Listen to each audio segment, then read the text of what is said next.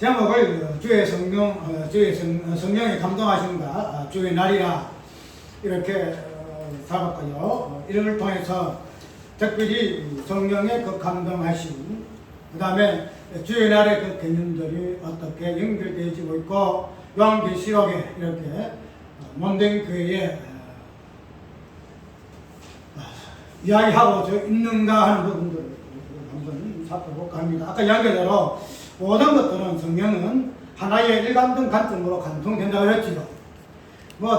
관점이 달라가지고 이 모양 저 모양으로 나누어지는 것이 아니고 성경은 내용은 하나님의 말씀, 성경 하나님의 말씀, 성령 하나님의 그 말씀하심의 내용이기 때문에 그 내용의 말씀하심은 삼위 하나님이 나눠지지만 마지막에 일체로 통합되어지는 부분이 있어서 말하심도 마지막에 하나로 뭉쳐져요. 하나로 관점이 모아져요. 그렇기 때문에 관점이 다르다 해가지고 내용이 다르면 안 된다는 거죠. 우리는 다 사람이 다르기 때문에 보는 눈이 다르고 생각하는 바가 다르고 그래서 이해하는 바가 다르고 선포되는 부분이 다른다 할지라도 그러나 사람의 그 다름으로 인해서 말하는 그 내용, 결론까지도 다르게 되어지게 되면은 이거는 관점된 그 자체가 너무나 잘못됐다는 거죠. 관점은 성령이 무엇을 이야기하는가 하는 부분들이 각 자체의 그 지체를 통해 성령이 말하고 있기 때문에 지체는 다르더라도 몸이라는 관점은 하나이기 때문에 몸의 관점에서 지체의 내용들이 통합되게 통일되게 이야기를 해야 되지 한다. 근데 오늘 또 오전에 그 내용과 오후의 내용, 성령의 자기 계시와 그 다음에 주의 이름, 그 다음에 구원, 그 다음에 그 말세, 그 다음에 성령의 그 역사심에 대한 그 내용들, 단편들, 환상이라든지 꿈이라든지 그 다음에 예언이라든지 그런 부분들이 어떻게 성령의 일하심, 그 이름을 통해서 나타나는 계시의 내용으로 우리에게 설명되어지고 있는가 하는 부분들을 우리가 잠깐 살펴봤죠. 그런데 오늘 본문 속에서 사도 바울이나 사도 요한이가 특별히 표현하고 있는 부분은 내가 주의 날에 성령으로 인하여 감동이 되어졌다 이렇게 표현하고 있다는 거죠. 저번에 우리가 요한의 입장을 한번 우리가 이해했지요. 요한이는 어떤 상태에서였느냐 하면은 사로잡힌 자의 입장에서 감모성이 있었다 해서 사로잡힌 자를 사로잡고 해서 그 부분을 통해서 예수 그리스도 그 사로잡힌 그 다음에 여기 에스겔서의 사로잡힌 자의 그 환상 그 부분들을 우리가 연결시켜서 세례 요한이가 사도 요한이가 사로잡힌 자의 입장에서의 그 환상이 어떠한 환상이었는가 하는 부분들을 살펴보았죠. 그래서 사로잡힌 자의 입장에서의 사도 요한 오늘 본문 속에서는 그런 사도 요한이가 환상을 보았다는 거죠. 특별히 뒤에 나오는 이제 예수 그리스도의 그 어떠하심 그리고 일곱 교회의 그 실상들에 대해서의 음성을 사도 요한이가 환상으로 듣게 되어졌는데 그런 부분에 있어서의 단순하게 성령의 그 감동하심으로 인해서 예수 그리스도의 그 모습들 보니까 젖대 사이에 일곱 인자 같은 이가 있고 발에 끌리는 옷을 입고 그러한 그 환상들의 그 내용들을 단순하게 성령의 그 감동하심으로 우리가 이해를 합니다. 어쨌든 간에 성령의 감동하심을 입고 그렇기 때문에 그런 부분에서 우리가 보게 되어지게 되면 단순하게 성령의 그 감동하심에만 의해서의 환상을 보는 것으로 이야기를 할 수 있다는 건데 앞에 그 있는 부분은 뭔가면 주의 날에 성령의 감동함을 입어서 이렇게 이야기하고 있어서 우리는 성령의 그 감동 마지막에 그 성령의 그 충만하심으로 나아가는 성령의 그 어떠하심의 그 의미가 주의 날과 연관되어져서 표현되어지고 있다는 것. 우리가 주의 날을 이야기를 할 때에 이 주의 날이라는 개념 자체를 성경 전체에서는 다양하게 표현하고 있고 그 내용을 설명하고 있습니다. 구약에도 에스겔서라든지 구약에 들어간 어떤 말씀해준 그런 부분들을 이야기할 때에 주의 크고 영화로운 날이라 주의 날이라 이렇게 이야기를 하고 있죠. 그리고 특별히 재림이라는 그런 부분을 설명할 때에 영화로운 날이요 주의 날로 이야기를 하고 있음을 볼 수가 있죠. 특별히 또 사도행전은 아까 우리가 봤던 부분을 보게 되면 주의 크고 영화로운 날이 이르기 전에 이야기하고 있죠. 그래서 하늘에 해와 달이 변하여 피가 어떻게 되고 이렇게 한다는 걸로 인해서 주의 영화로운 날 부분을 이야기하고 있는데, 그 부분에서 오늘 사도 요한이는 어떻게 정확하게 설명하고 있는가 하면은 주의 날이라 이렇게 이야기를 하고 있다는 거예요. 그래서 우리는 이런 부분에서 주의 날을 예수 그리스도의 그 주님이라든지 모든 날의 마지막 의미에서 주의 날을 이야기한다는 거예요. 그런데 이런 부분이 있어서의 그 주의 날을 우리가 미래적인 관점에서 주의 날을 이야기해요. 왜냐하면 주의 날은 모든 말세지 말의 의미에 있어서의 말세를 규정하는 그런 관점에서의 내용이 또 날의 개념으로서 그런 부분을 위하고 있어서 모든 것의 말세 마지막에 있을 그런 어떤 관점 속에서 나타나는 날의 의미에서의 주의 날이라 이렇게 이야기를 많이 하고 있어요. 그렇기 때문에 이 주의 날이라는 이 개념을 우리는 요한계시록에서 말하고 있고, 특별히 사도행전 2장에서 나오는 성령의 어떤 나타나심, 말세에서 나타나는 그런 의미에서의 날의 어떤 현상으로서의 주의 크고 영화로운 날이라는 개념과 맞물려서 유의할 것 같으면 단순하게 말세에 미래에 있을 어떠한 날에 특정지어서 말을 하고 있지 않다는 사실로 우리가 유의해야 한다. 왜냐하면 사도행전에 나타나는 이 주의 크고 영화로운 날은 분명히 주의 날의 어떤 의미를 포함하고 있다는 거죠. 그렇게 되면은 그때 당시에 베드로가 말하고 있는 주의 크고 영원한 날은 그때 당시 보면은 그때 시대의 현대적인 그런 개념이란 말이죠. 그래서 그러한 시대에서의 주의 크고 영원한 날의 의미를 포함하고 있기 때문에 그런 개념을 단순하게 미래의 부분을 가지고 그것이 그러한 내용을 의미하는 것이기 때문에 우리 현재와 상관이 없다라고 해서 알아야 한다는 거죠. 나이했지만은 요한계시록의 이러한 관점의 내용은 그는 현재와 미래와 같은 내용을 다 포함하고 있기 때문에 주의 날이라는 그 개념을 앞으로의 예수 그리스도 오시는 그 영원한 날로만 우리가 국한해서 주의 날로 위해서는 안 된다는 거죠. 만약에 그렇게 되게 되면은 주의 날과 성령의 감동하고는 아무 상관이 없거든요.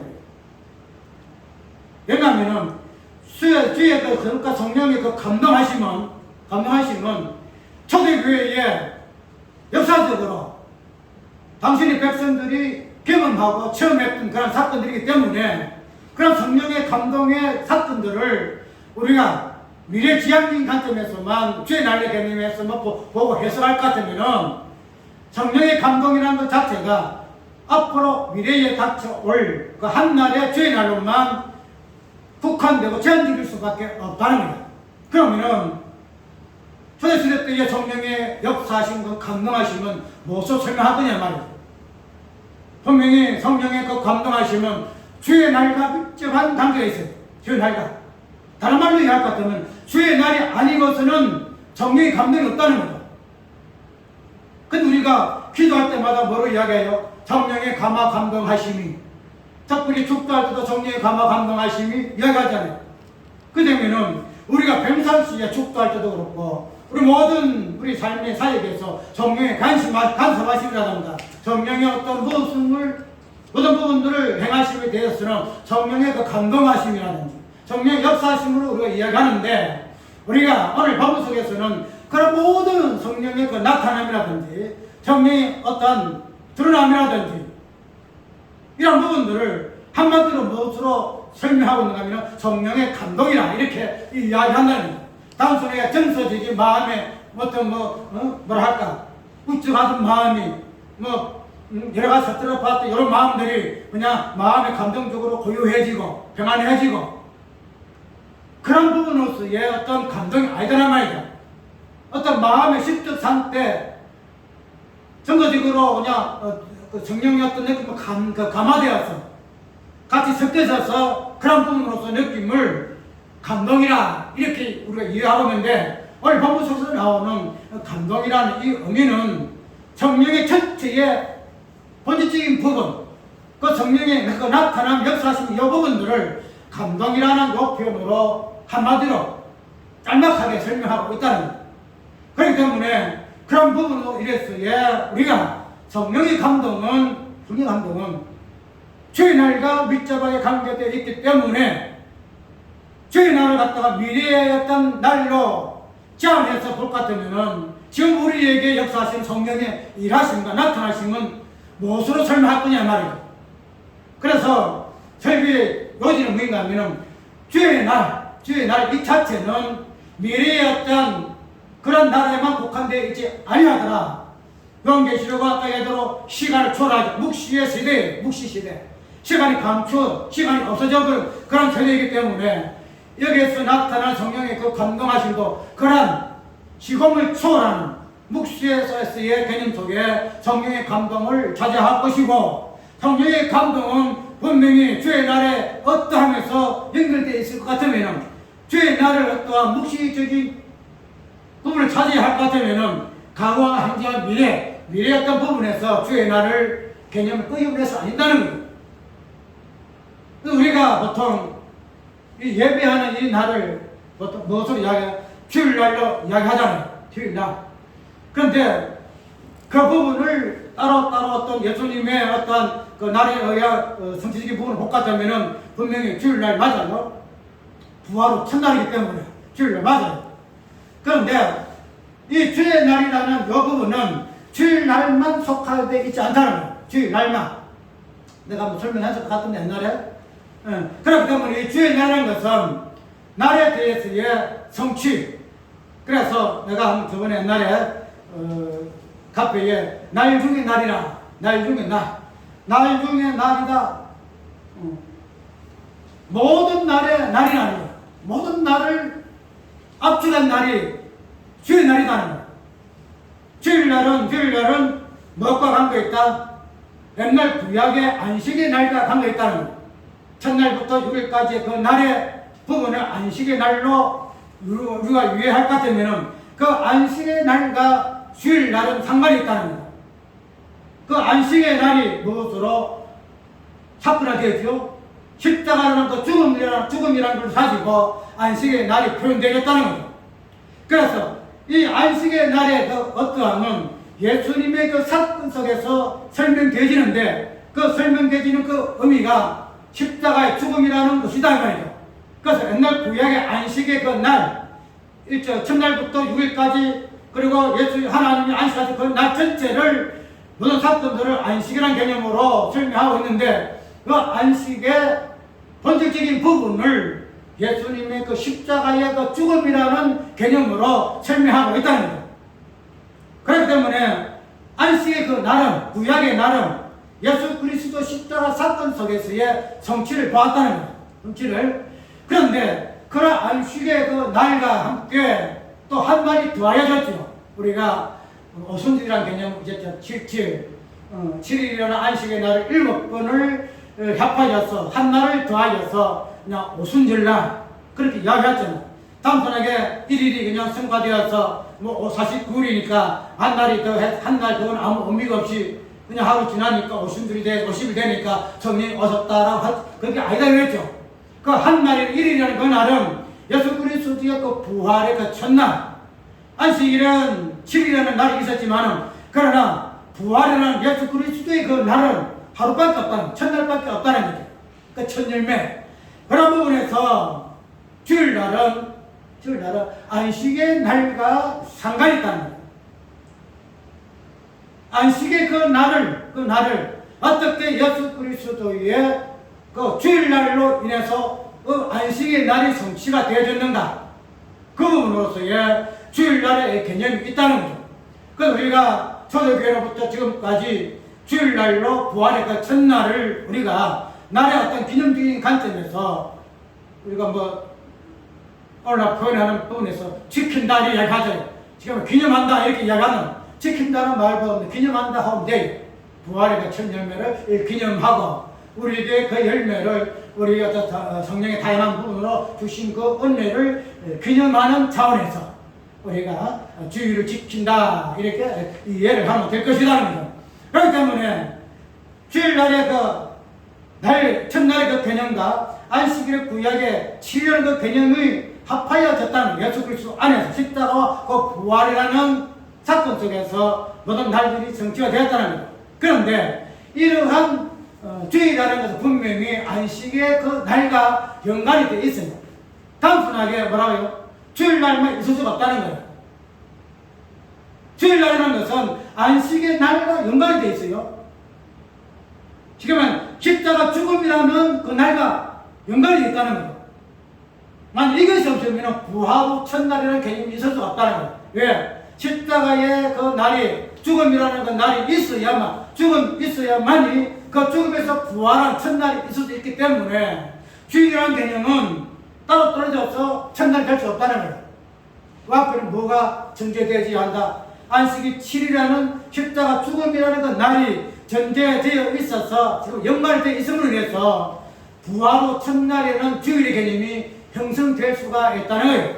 그렇게 되면은 이걸 통해서 십자가가 부활이라는 그 날, 안식이라는 그 날과 부활 후 첫날이라는 개념이 하나로 뭉쳐졌다는 거예요. 그래서 이 부분을 보게 되게 되면은 주의 날이라는 것은 과연 무엇일까? 주의 날은 따로 그냥 안식일 날이 있었고, 그 다음에 예수님이 부활 후 첫날이 있었기 때문에 주일이 있었고, 그래서 이 날을 이제는 우리의 어떤 가정 속에서 그 날의 의미를 되새기고, 그 날을 위해서 우리가 기념하고, 그 날의 베풀어 주신 은혜를 우리가 뭐 한다? 누리고 신앙생활 해야 한다라고 생각해야 될 것인가? 아니다는 거예요. 왜냐하면 가장 예로 주일 날은 안식일 날과 상관이 있다는 거예요. 안식일 그 날과 따로 안식일 날과 벗어나서 따로 뚱뚱해서 주일날의 개념이 없다는 거죠. 그 때문에 주일날이라는 것은 안식일 날과 연관되어 있기 때문에 그 부분에서 날의 개념이 주일날과 접목되어 있다는 거죠. 부활이라는 것은 십자가 사건과 동떨어질 수 없는 사건이라는 거예요. 그런데 그럼으로 인해서 주일날의 개념은 어떤 날의 입장에서의 단독적인 개념, 지금 날 중에 날이 아니다 이 말이죠. 주일날이라는 것은. 그래서 이 날 중에 날이 되는 이 주의 날, 주일이 아니고 주의 날은 안식일은 안식의 날, 그냥 안식의 그 날과 예수 그리스도 그 십자가의 그 신약의 날이 되는 부활 후 첫날이 되어지는 주일날을 통합한 하나로 뭉치, 그것을 그냥 하나로 뭐랄까 날의 개념 속에서 종속시킨 그런 날의 개념이 뭔가 하면은 주의 날이다 이렇게 이야기를 한다는 거예요. 그러니까 우리가 주의 날을 단순하게 미래에서 아주 우리 뒤에 오는 미래 사건 속에서 어떤 날로 이해를 할 것 같으면은 현재적으로 우리가 십자가와 부활이라는 그 사건 속에 설명되어지는 안식의 날과 주일이라는 그 날의 개념 자체가 우리 현재 속에서의 그것을 어떻게 적용시킬 것 같냐 말이야. 아까 이야기하도록 예수 그리스도의 그 십자가와 부활이라는 것은 그때가 중심이라는 거죠. 그때와 그 기간이 그때에서의 십자가 부활이라는 것을 통해서 우리에게 설명되어지는 내용이라는 거죠. 그때가 나중에 미래에 있는 것도 아니고 과거에 있는 것도 아니다는 거죠. 예수 그리스도의 그 십자가와 부활이라는 그 때에서의 때 현재성에서 그 개념이 의미가 있다는 거예요. 그렇기 때문에 우리가 오늘 주의 날이라는 이 개념 자체를 멀리 미래지향적으로 보아서 아니 되고 신약의 안식일의 그날과 구약의 안식일 그날과 신약의 하루가 된 주의 날의 개념을 통합된 개념으로서 우리가 유의해야 될 부분이 뭐다? 주의 날의 개념이라는 사실을 알아야 한다는 거예요. 그래서 이런 날의 개념 속에서 날의 그 성취, 날도 성취거든요. 구약은 날의 성취예요. 첫 창조서도 첫날부터 6일까지가 하나하나 이루어져가는 성취, 마지막 7일 되는 날에 6일들 성취가 되어서 안식을 했잖아요. 그래서 모든 역사는 날의 성취예요. 날의 성취이고 기한이 어떤 일하심이에요. 그래서 이 부분을 성경에서 사도행전에서는 어떻게 이야기하죠? 사도들이 뭐라고 이야기하고 이스라엘 나라를 회복하시는 이때입니까? 이야기하잖아요. 그때 예수님 때와 기한은 너희들 알 거 아니다. 아버지의 기한, 아버지의 어떤 권한이 있다. 단순하게 다시 오시는 하나님의 나라의 그 때와 기한이 아니고, 그 때와 기한이라는 것 자체는 예수 그리스도의 그 십자가 부활하는 그 사건을 때의 개념으로 우리 인간의 어떤 시간 개념이 아니고 인간의 시간 개념을 초월한 하나님의 시간 개념으로서의 표현이 하나님의 때의 개념이다 이 말이죠. 그래서 그런 관점에서 우리가 주의 날을 위해 해야 한다는 거예요. 주의 날을. 다른 말로 이야기할 때 어떤 날의 개념이 하나님의 시간 개념인 날의 개념이 때의 개념으로 표현되어지고 있다라고 우리는 이해를 할 수 있다는 거예요. 그렇기 때문에 우리가 이 때를 잘못 이해를 하게 되어지게 되면 때라는 것 자체가 어떻게 유의하느냐에 따라서 성경의 보는 관점이 확 달라져 버려요. 성경의 그 때를 우리 인간의 그 시간적인 개념 속에서 이해를 할 것 같으면은 그 자체가 아무 의미가 없게 되어지고, 그로 인해서 그때에 살게 되어지는 인간의 어떠함을 드러낼 수밖에 없는 그러한 시간을 갖다 수밖에 없다는 거예요. 왜냐하면 사람이라는 것은 사람의 그 시간 그때에 존속하고 실존한 존재이기 때문에 그렇다는 거예요. 이것이 만약에 있음으로 인해서 우리 인간은 실체해요. 우리 인간에게 때가 없고 시간이 없어지는 이유는 어때요? 나라는 인격적인 존재가 없어질 때에 내 시간이 없어져 버리잖아요. 그런데 우리가 이 성경 속에서의 나라는 때, 나라는 시간을 서게 되게 되면은 무엇이 서게 되느냐? 나라는 존재가 서게 돼요. 나라는 존재가. 하나님께서 당신의 예수님께서 이때입니까? 물을 때에 예수님께서 말씀하고 있는 때와 기한의 땅에서의 아버지의 권한에 이때 때와 기한을 두신 의미가 어떤 시간의 흐름 속에서의 의미를 설명하는 때와 시기의 개념이 아니고 하나님의 시간 속에서의 그때에서 나타날 수밖에 없는 십자가와 그 부활하는 그 사건 속에서 의미에서 때와 기한은 아버지께 있다. 그는 아버지께 있다. 너희들이 있는 것이 아니야. 너희들 때에는 십자가 부활이라는 그 사건 자체가 일어날 수가 없어. 왜? 인간의 땅에서는, 인간의 때에서는 십자가 부활이라는 그 사건은 이룰 수 나타날 수 있는 사건이 아니란 말이죠. 하나님의 때에 의해서만 나타나는 하나님의 일하심이요 하나님의 사건이다 이 말이죠. 그 때문에 우리가 때를 이야기할 때가 많아요. 우리가 어디 히브리서 보게 되면은 말을 하고 있잖아요. 때를 따라 돕는 하나님의 은혜. 나 저걸 설명하죠. 때를 따라 돕는 은혜가, 그래서 말하는 그 때는 우리의 때가 아니다. 우리 때가 아니다. 우리의 때, 형편과 처지에 따라서 하나님이 이렇게 저렇게 도와주는 그런 입장에서 하나님의 은혜가 아니다. 왜? 하나님의 은혜는 하나님의 때에 나타나는 그 사건, 십자가와 부활하는 사건 속에서만 끄집어낼 수 있는 내용이기 때문에 우리의 때에, 우리의 시간 속에서 나타나는 그런 부분에 하나님이 돕는 은혜는 없다는 거예요. 하나님이 돕는 은혜는 십자가와 부활의 사건 속에서만 도와주는 은혜가 나타나요. 그 외에는 아무것도 없어. 그래서 우리는 그런 부분을 하나님의 때에 나타난 사건, 십자가 부활이라는 관점 속에서의 하나님 어떻게 당신이 돕는 은혜를 주시는가 하는 부분에서는 생각하지 아니하잖아. 왜? 그런 때에서의 하나님의 때를 이해하지 아니하고 우리의 때에서만 우리의 때와 시간을 이해를 하기 때문에 우리 입장에서 우리의 어떠함을 하나님께서 우리에게 돕는 그런 행상을 우리가 설명할 수밖에 없게 되어진다. 그래서 그런 부분에서 성경에 나타난 모든 때에 있어서는 실제로 우리가 이때를 어떻게 적용할 것인가. 특별히 요한복음 4장에 보게 되면 무슨 내용이 나오죠? 그래서는 수가성이 여기 나오잖아요. 수가성이 여기 나오는데 그 내용이 쭉 사건 나오잖아요. 예수님 물을 달라 할 때에 그 여인이 예수님 앞에 고백하잖아. 이 남편 데리고 온나? 내 남편 없습니다. 그 되면은 몇 가지 내용이 나잖아. 우리 조상들은 여기서 저기서 그래서 이렇게 했는데 우리는 어디서 이 부분에서 예수께서 아니다. 지금은 하나님께서 이게 지금 이렇게 하는 그런 잘못된 개념에서 예배가 아니고 지금은 뭐한다? 지금은 하나님께서 예배할 때다. 지금은 하나님 예배할 때다. 그래서 하나님께서 당신의 예배하는 백성들 찾으신다. 신령과 진정으로 예배하는 것이다. 그것이 바로 그 이때다. 이 이야기하잖아요.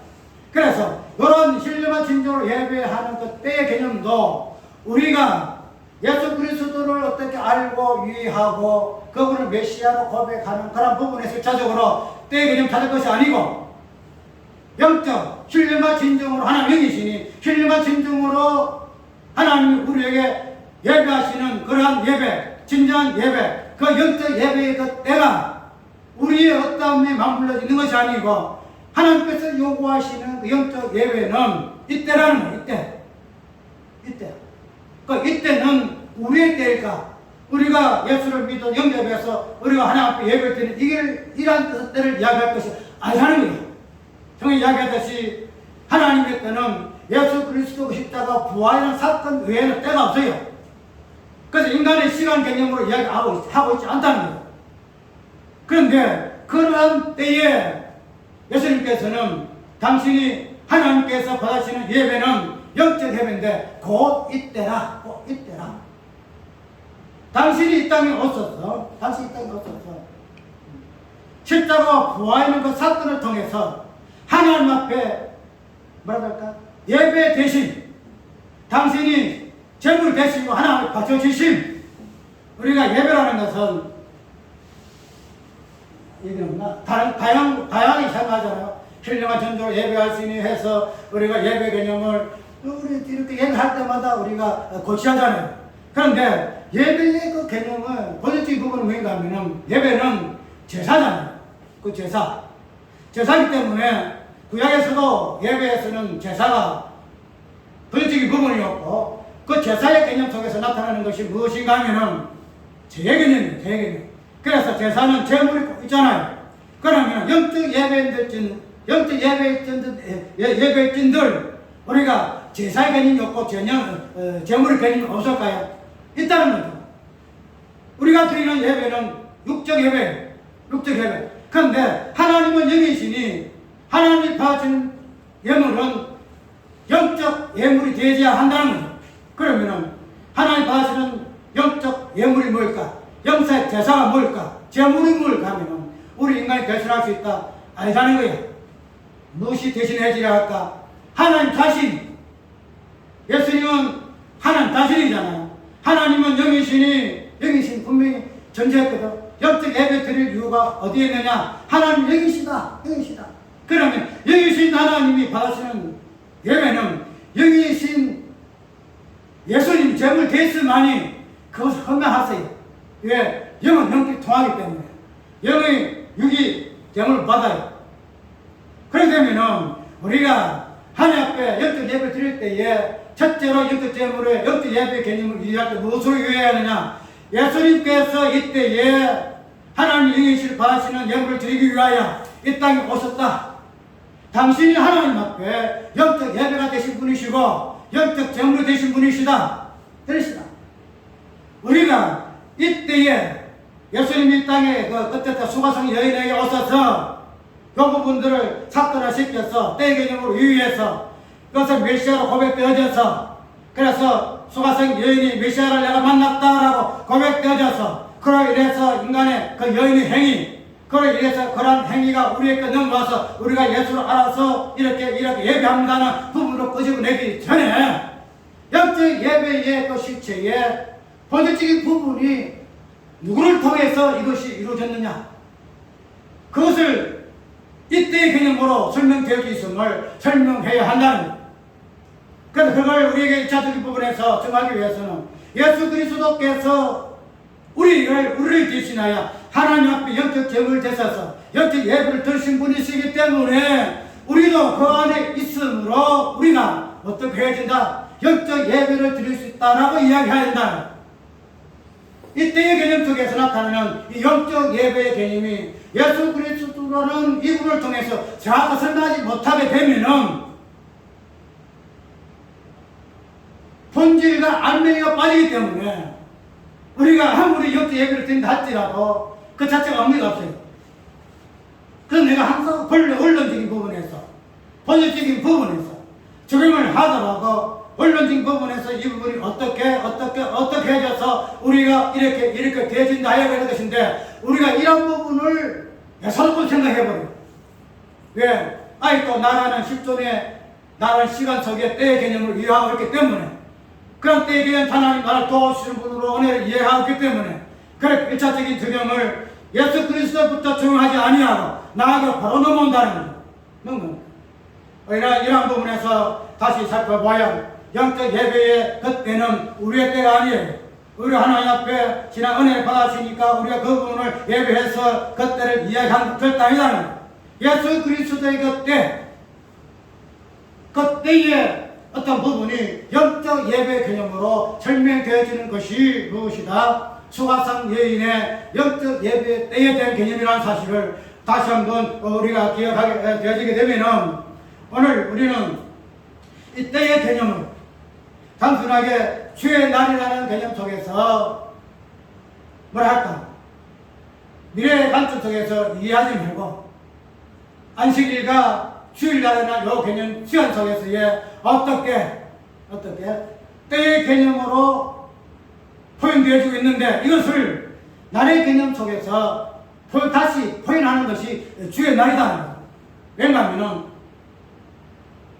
날이라는 것은 하나님의 일하심의 정치적인 부분이거든. 그래서 날이 하나하나 모아져서 마지막에는 과거와 현재와 미래나 날이 해져가지고 마지막에는 말세의 개념 속에서 우리가 마지막에 종결되어지게 있기 때문에, 그런 날의 개념을 종합적으로 정치적인 개념으로 표현하고 있는 날이 주의 날이다 하는 사실로 우리가 이해를 해줘야 한다는 거예요.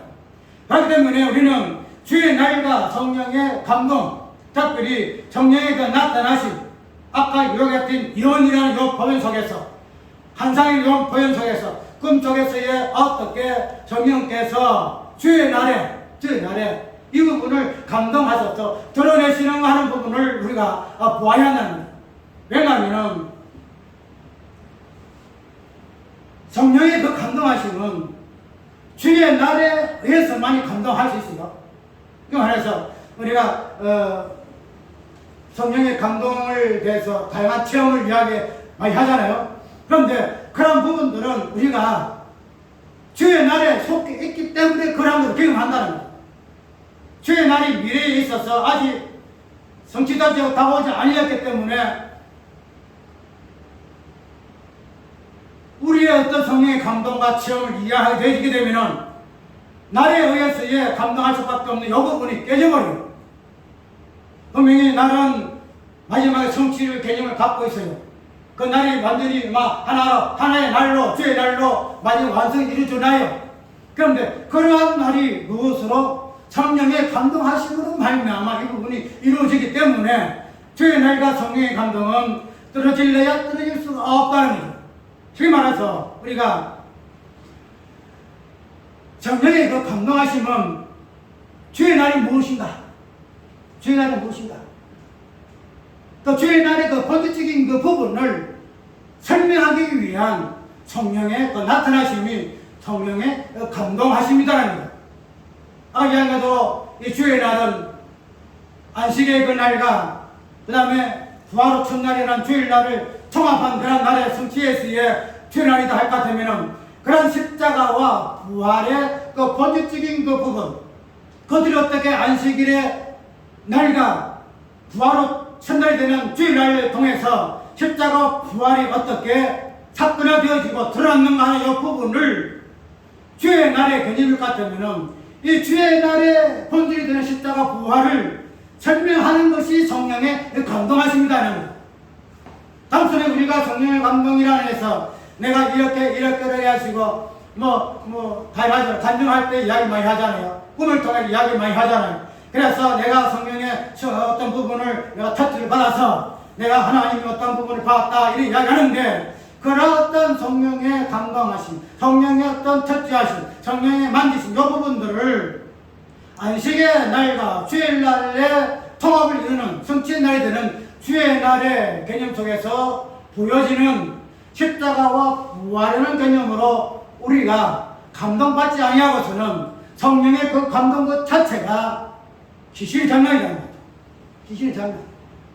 방언을 그렇게 이해를 하니까 방 자체가 기실이 방언이 되더라 이 말이죠.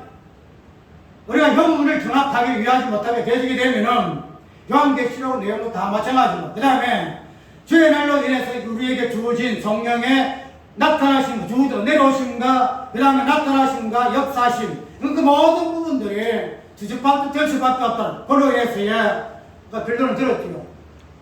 젖을 취하였다는 유대인들의 그에 대하여 행사가 뭐냐? 죽이자! 그래서 사도 바울도 예수와 같이 십자가 못 박잖아요. 다 죽이잖아요. 다 죽이잖아요. 왜? 성령을 이해 못하니까. 성령의 감동을 이해 못하니까. 주의 날을 이해하지 못하니까. 그러니까 우리가 주의 날은 후에 미래의 관점에서 유의하게 되어지는 그 부분과 그 부분에서 또 따로 해서 성령의 감동에 있다는 그 부분을 이해를 해서 성경을 보게 되어지고 그 부분을 중심으로 생산을 하게 되겠을 것 같으면은 결론적으로는 어떠한 결론에 이르느냐? 성령의 어떠한 역사심과 역행하는 그런 인간의 교훈과 인간의 일하는 것으로 나타날 수밖에 없는 것을 우리는 교회해야 한다는 것. 그래서 우리가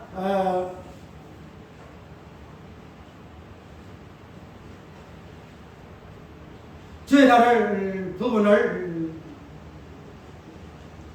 다양한 부분으로 설명해주고 있겠지만, 그러나 그 성령의 그 감동하심과 연결시킬 것 같으면은 주의 날이 어떤 흔적을 보여준다고 볼 수 있겠죠.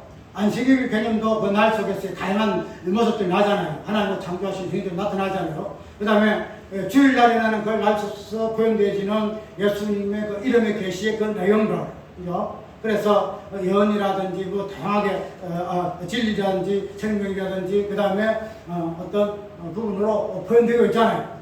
그런데 이런 주의 날에서 나타나는 그 성령의 그 일하심도 우리는 무엇으로 우리가 유예를 해야 되느냐 하면은 단순하게 주의 날이다 그런 것을 본받지 말고 그 주의 날로서 표현되어지고 있는 그 십자가와 그 부활의 그 사건이 성령의 일하심이 어떠한 모습들로 우리에게 보여지고 있는가 하는 부분을 우리가 살펴보아야 한다는 거죠. 그래서 보게 되게 되면 단순히 주의 날이 그냥 마지막에 하늘과 땅이 뒤집박죽이 되어지고, 이거 보면 달이 변하여 피가 되어지고, 모든 하늘과 땅이 그냥 엎어지고, 우렌지스가 깨어지고, 그렇게 함으로 인해서 나타나는 크고 영원한 날의 개념 속에서의 모습들이 아니라, 오늘 주의 날로서 성령의 어떠한 감동의 모습들을 우리는 오늘 본문 속에 특별히 사도행전에서는 어떻게 표현되어지고 있는가 하는 부분을 살펴보아야 한다는 거예요. 예를 들어 오전에 잠깐 살펴봤던 그 예언의 부분, 그 다음에 어떤 부분 환상의 부분, 그 다음에 어떤 부분 꿈의 부분이 들어있는 환상과 예언과 그 꿈이 오늘 주의 날에 감동한 성령의 그 일하신다는 거예요. 오후에 지금 말하는 내용은 주의 날과 연관되어 사는 거예요. 오전에는 단순하게 성령의 그 자기 계시에 의해서의 그 계시의 내용이 무엇으로 이렇게 풀어지는가, 해석되어지는가, 나타나는가 하는 부분을 살펴봤지만, 이제는 오후에는 그 성령의 그 감동하심이, 나타나심이 그 주의 날에 의해서 많이 우리가 보여지는 내용이고, 경험이고, 환상이더라 하는 부분으로 이야기하기 위해서 주의 날이라는 개념을 사입한 거예요. 왜냐하면 그 주의 날의 개념을 올바로 유의해야만이, 왜냐하면 날에 의해서만이 하나님이 일하심이 성취되기 때문에 모든 날의 중에 날이 되고 성취된 날이 되는 주의 날을 이해하지 못하고서는 성령이 감동하심도 이해하지 못하기 때문에 성령의 우리 모든 부분들 다짜시는 그런 부분들이 주의 날에 성령이 감동하심을 입은 내용으로 우리가 재해석해서 이것을 경험해야만이 우리 신앙 자체가 성령의 인도하심 받는 신앙이 되어진다 이 말이죠. 그래서 그런 부분으로 우리가 오전 내용들을 연의 내용으로 살펴봤지요. 연이란 것은 딱 정확하게 요약해서 연은 시간 개념 속에서 현재와 과거와 미래 개념을 분명히 갖고 있다는 거예요. 그래서 말세에 이리 이야기한다는 거예요. 시간 개념 속에서 예언이다. 그래서 예언은 미리 말하여 벌어지는 것으로 때가 되면 그 예언이 성취되는 그런 관점 속에서의 의미가 있다는 거죠. 그래서 그런 부분을 구약에서의 그 약속의 개념, 약속에서는 그 성취의 개념, 언약이 어떻게 약속과 성취로서 이루어지고 있는 걸 우리에게 보여주고 있다는 거예요.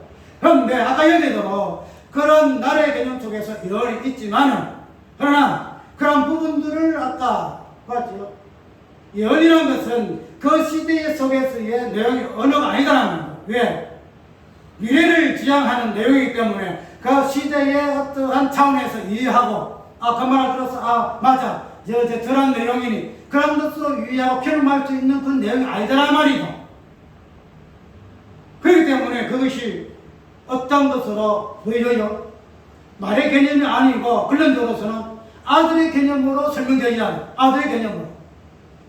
아들이라는, 이삭이라는 아들이라는 이 실존을 통해서 하나님의 그 예언은 그때 당시에 언어로서 보여지고 말해졌다는 거예요. 그런 부분으로 우리가 성령의 어떤 예언하심을 보게 되게 되면은, 의사적으로서는 그 예언의 의미를, 그 예언의 어떤 내용을 담는 예수 그리스도의 그 십자가가 부활하는 사건을 통해서 예언을 성취를 본다는 거예요. 그래서 우리는 성령께서 예언을 말씀하게 된 그 이유도 아까 말한 대로 시간상의 그 의미도 있겠지만, 그 시간상에서의 현재 관점에서의 말해주고 있는 그 언어 자체를 바벨론과 탑의 어떤 언어를 혼잡케 하는 그런 내용으로서의 의미 없음을 이야기하기 위해서 그 당시의 언어로 이야기하지 아니하고 미래의 어떤 말해지는 그런 언어로서, 예언으로서 오늘 여기서 나오는 성령의 그 방언으로 이야기하고 있었음을 예언의 관점에서 이해를 하게 되어져야 한다는 거예요. 그리고 예언은 예수 그리스도의 십자가 부활의 그 약속에 대한 성취적인 부분을 본질하고 있기 때문에 성령의 말하는 그 의미가 예언이 될 수밖에 없는 그 이유도 여기에 있다는 거예요.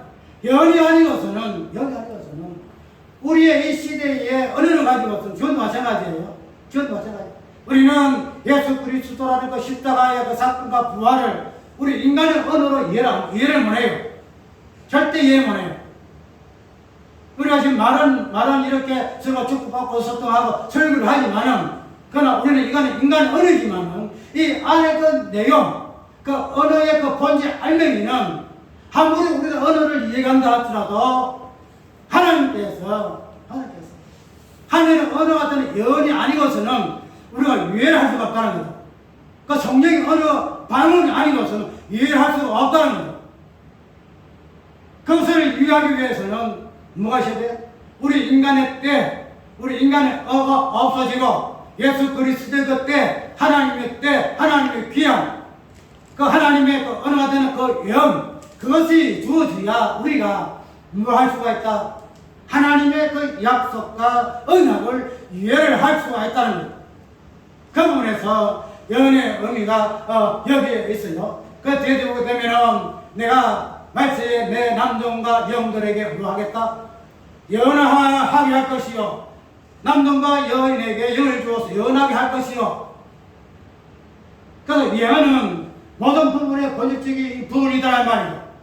그 예언이 하나님의 언어가 되는 예언의 그 방언이, 그 알맹이가 십자가 부활인데, 그래 십자가 부활은 우리 인간의 언어와 인간의 어떤 표현을 통해서는 절대 표현을 못해요. 절대 못해요. 그것을 우리가 계시록에 우리 봤지요. 때가 가까움이라. 때가 가까움이라. 듣는 자도 그렇고 보는 자도 그렇고 그 가운데 서서 지킨 자도 그렇다. 왜? 때가 가까움이라. 때가 아니고서는 볼 수가 없고, 때가 아니고서는 들을 수가 없고, 때가 아니고서는 지킴의 은혜에 더할 수 없기 때문에 때의 개념으로 이야기했던 이 예언도 마찬가지예요. 예언도 예수님의 때에 대한 개념을 언어로 설명하신 예언이기 때문에 우리의 언어와 우리의 어떤 우리가 학자의 언어를 주셔서 변자의 변론가의 무엇을 주셔서 설명하게 하시고 학자의 길을 들어서 우리의 길을 알아듣게 하시고, 이거 아무 소용이 없어요. 왜? 하나님의 때에 사는 자만이 듣고 읽고 지킬 수 있는 그러한 언어이기 때문에 그런 우리 인간의 현재에 갖고 있는 언어로 표현수단으로 설명의 어떤 아무리 박씨가든 온 우주의 천지 운행의 어떤 법칙을 설명할 수 있는 논리적인 사람이라도 예수 그리스도 십자가 부활 설명 못해요. 왜? 이거는 예언이기 때문에, 하늘은 언어이기 때문에, 방언이기 때문에 그렇단 말이에요. 우리가 이분을 배워서 왜 성령께서 주의 날에 성령의 감동하셔서 예언의 말씀으로 이 부분을 드러내고 증거하시는 다른 부분들로 우리가 다시 한번 살펴보아야 한다. 우리가 여기 보니까 한상도 있지요. 젊은이대로 한상을 보게 할 것이요, 자녀들은 예언이요, 그 다음에는 젊은이대로 한상이요, 늙은이들은 꿈이더라 이 말이죠. 우리가 한상을 요약할 때에 구약은 전부 다 한상이에요. 계시록도 요한계시록, 다니엘 전부 한상이잖아요. 그럼 한상 속에서의 드러낼 수밖에 없는 하나님의 언의 그 내용들은 왜 그렇게 한상으로 보여줄 수밖에 없었을까? 마찬가지로 그때 당시에 하나님의 그 일하심의 약속의 그 내용은 예언을 통해서만 이해할 수가 있고 한상을 통해서만이 볼 수가 있는 거예요. 우리는 꿈꾸는 자들, 사람 꿈꾸는 자들이에요. 그냥 유토피아를 꿈꾸잖아요. 항상 뭔가에 찬란한 그 아름다운 거, 마지막 궁극적으로 이루어질 자기의 그 소망, 궁극적인 자기의 그 욕망의 성취적인 부분을 우리가 한상으로 갖고 있잖아요. 그래서 이 땅에서 사는 사람들의 모습은 자기의 그 한상과 꿈을 이루기 위해서의 몸부림입니다. 그 삶의 연속이라는 사실을 우리가 알 때에 하늘의 한상이 보임으로 인해서 우리 인간의 그 유토피아 한상 자체를 철저히 깨버려요. 무슨 말이냐면 우리가 바벨탑의 그 언어 자체를 하나님이 언어를 깨어서 그들의 일하는 것 자체를 무마시킨 것 마찬가지로 언어의 혼잡으로 인해서. 그런데 인간의 그 환상 그 자체도 하나님이 하늘에서 보여주는 그 환상을 통해서 인간들이 이 땅에서 꿈꾸는 인간의 그 환상 자체를 완전히 철저하게 깨버리는 그런 의미에서의 하나님께서 구약 백성들에게 환상을 보여주었다는 거예요. 그 환상의 실제는 이 땅에 꿈꾸는 인간의 욕망의 의미가 아니다 이 말이죠. 그것들을 보여주는 모습들이 아니다 이 말이죠. 하늘에 속한 환상들, 하늘에 속한 환상들. 하나님이 어떠하시면 될 환상이다라는 거죠. 천국의 하나님 나라의 실제의 모습들의 환상이 되어있기 때문에 이 땅의 환상으로서는 그 환상의 의미를 이해할 수 없고 볼 수 자체가 없어요. 그러므로 인해서 하나님께서는 이 땅의 그 환상의 허무함을 깨기 위해서 하늘의 환상을 보여주는 의미로서의 환상의 의미가 여기 있다는 사실로 우리가 이해를 하게 되어진다는 것. 그래서 환상은 구약 관점에서의 예수 그리스도의 그 구속의 그 은혜, 예수님의 그 인자 되심의 그 모습, 그런 부분들을 환상의 개념으로 보여주는 내용일 것 같으면은 오늘 저희 날에 감동하여 성령께서 일하시는 그 모습도 환상으로 일할 수밖에 없다는 거예요. 왜 그럴까? 아까 얘기도 우리 인간은 이 땅에서는 땅에 있는 족속들은 환상을 꿈꿀 수가 없다. 내 자신에서부터 계시고 내 가족, 내 자녀, 내 자식들, 내 이웃들 이러한 관점 속에서의 이 인간의 영광을 꿈꾼단 말이에요. 환상한단 말이에요. 그래서 이러한 것들에 대하여 그 환상 자체를 철저하게 깨뜨리는 것 자체를 의미가 어디에 있다? 하늘의 환상을 보여줌으로 인해서 가능하다는 거예요. 그래서 하늘 환상을 보여주면서 너희들이 꿈꾸고 바라는 이 환상 자체가 얼마나 잘못되고 얼마나 재선을 가지고 있고 마지막에 철저하게 깨부리고 심판받아야 할 그러한 환상이라는 사실을 보여주기 위해서 뭘 한다? 성령께서 환상을 보여주는 그런 일들로 이야기를 하고 있다는 거예요. 단순하게 우리의 어떤 부분들이 그냥 앉아서 이상한 환상을 보여주는 그런 단순한 환상이 아니에요. 무슨 말인지 이해가요? 그 환상의 의미가 뭐예요? 예수 그리스도의 어떤 실상을 보여주는 환상이잖아요. 그러면 우리가 환상을 본다 할지라도 하나님 만약에 꿈을 보여준다 할지라도 그 사람들에게는 하나의 어떤 징조 여부분들이 한 번씩 있어요. 있어가지고 내가 저번에 이야기했잖아요. 우리가 돌아올 때에 고기가 하나도 없는데 뱃속에서 어떤 사람이 고기 하나도 없는데 톡 던지는 거. 여러분들 대해서 나는 응심장에 보고 있거든요. 보고 있는데 이러면 고기를 잡으려고 하니까 돈마가 없어. 그래서 그런 부분들이 어떤 조금 더 터치하는 부분이 없지 않아 있어요. 있는데 어쨌든 하나님께서 당신이 보여주는 환상의 그 실체적인 목적은 뭔가 하면은 어떤 이상한 우리 눈에 보지 못하는 어떤 그러한 관점에서 환상이 아니고 그 환상의 그 알맹이가 그런 환상이라는 그런 설명을 통해서 우리에게 주어진다 하는 그런 부분으로 우리는 이해를 해야 한다는 거예요. 그래서 그 환상은 마지막에 마차지 말에 이루어질 예수 그리스도 그 재림을 통하여 환상의 모든 부분도 실제화되겠지만은 그러나 그런 때의 어떤 부분을 가고 있는 상황에서는 그 환상이라는 어떠한 표현을 통해서 우리에게 예수 그리스도의 그 어떠하신 십자가 부활을 우리에게 전달하고 보여주는 그런 이미지의 그 상으로 우리에게 역사한다는 의미에서 환상이라는 표현을 쓰고 있다는 환상의 표현. 꿈의 경우는 마찬가지.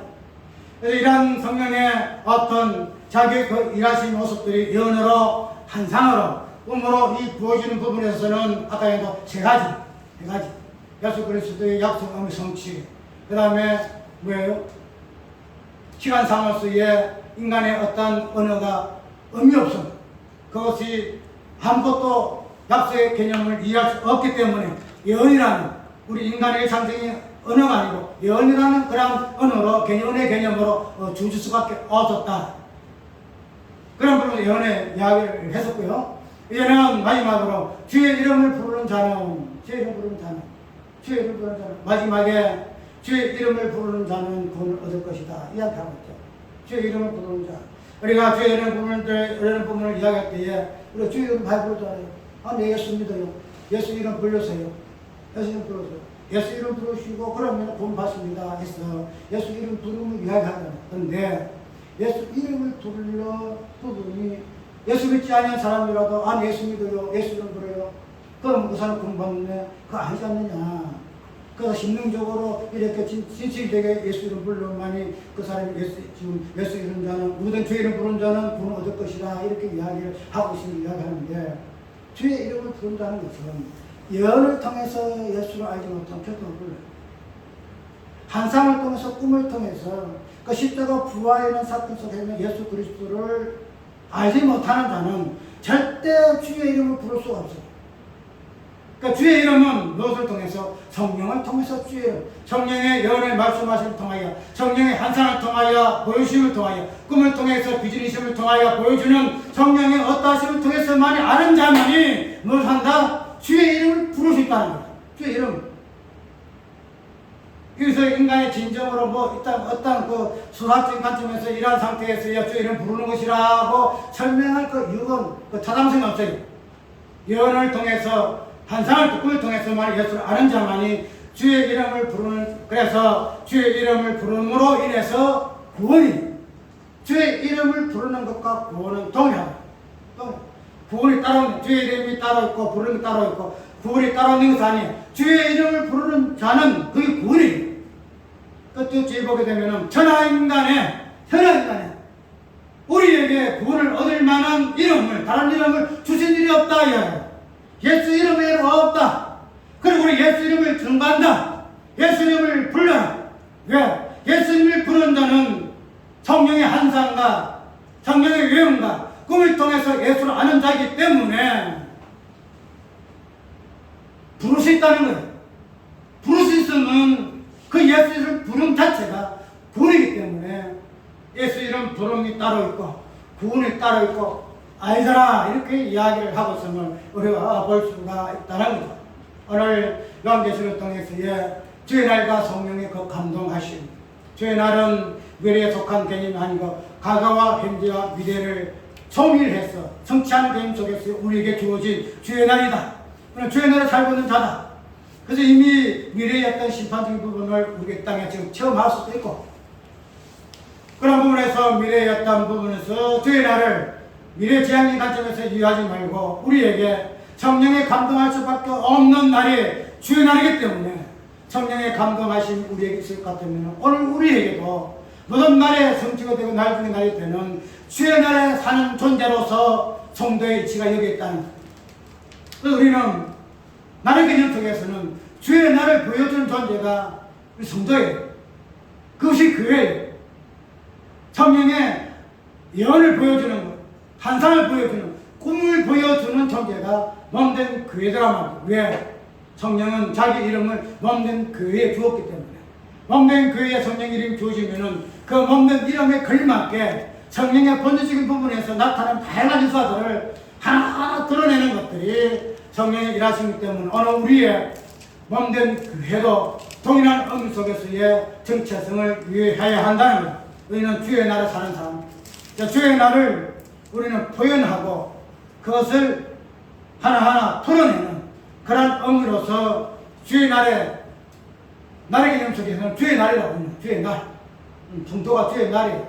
왜냐하면 주의 날만이 성령의 모든 역사하심이 있기 때문에 그런 부분에서 우리는 요한계시록 특별히 사도행전에서 나오는 성령의 일하심에 어떠함이 있는가 부분을 깊이 있게 이해하고 그런 속에서의 주의 날을 우리가 성령의 그 다양한 나타나는 거 일하심 속에서 깊이 있게 체험하고 주의 날을 기념하는 주의 날에 우리가 행하는 주의 백성이 되어지기를 바랍니다.